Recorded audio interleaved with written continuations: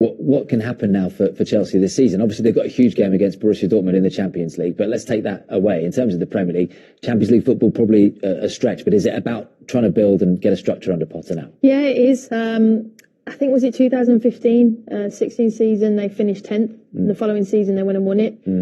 I know Chelsea fans won't like me for saying this, but it might have to be, we see this season as a bit of a write-off. We build the foundations and we make a big surge and campaign for next season. Can they take inspiration from Arteta's story at Arsenal? Yeah, of course. I think that's what exactly you look to. Arteta was under a lot of pressure. He was in a transition period, and then gave him the time, the backing and the support. And look at the rewards now the whole football club are getting from that. And that'll be no different from Chelsea. I'm sure, well, there has to be players that will leave, so the squad will naturally get smaller, which will suit Potter. Too many players.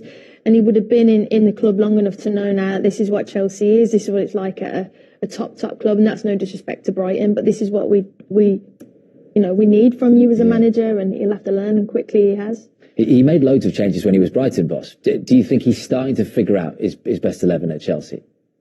No, I don't think he knows, to be fair, and I think that's one of the biggest criticisms I think he gets. He's made the most changes of any manager, and I think at Brighton people say, oh, you're creative, he's got different styles, philosophies, tactics. But if you're not winning and you're not scoring, not creating chances, and you've just spent 600 million, 82 changes in 19. Yeah, that it's basically telling you he doesn't know. And I think if he gets Kante back into the side and he figures out his defence and he finds somebody to start scoring goals, I think he'll be fine. But I think we all want Graham Potter to do well, and I respect him for taking a big job.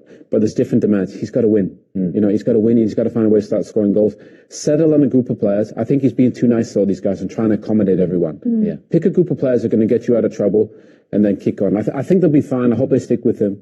But it's been really tough for them. And obviously for Leeds under Javi Gracia, they got a fantastic result against Southampton. Yeah. Have you seen more steeliness and organisation since he's been there? I like their performance last week that you mentioned and got the result against Southampton, but this week was a different matter. But I still like what he's trying to do. I think it's a good signing as a manager they've got, or a coach till the end of the season, or however long that flexible contract is. Yeah. But I like him, and I think they've got enough talent to at least give himself a really good chance to stay up.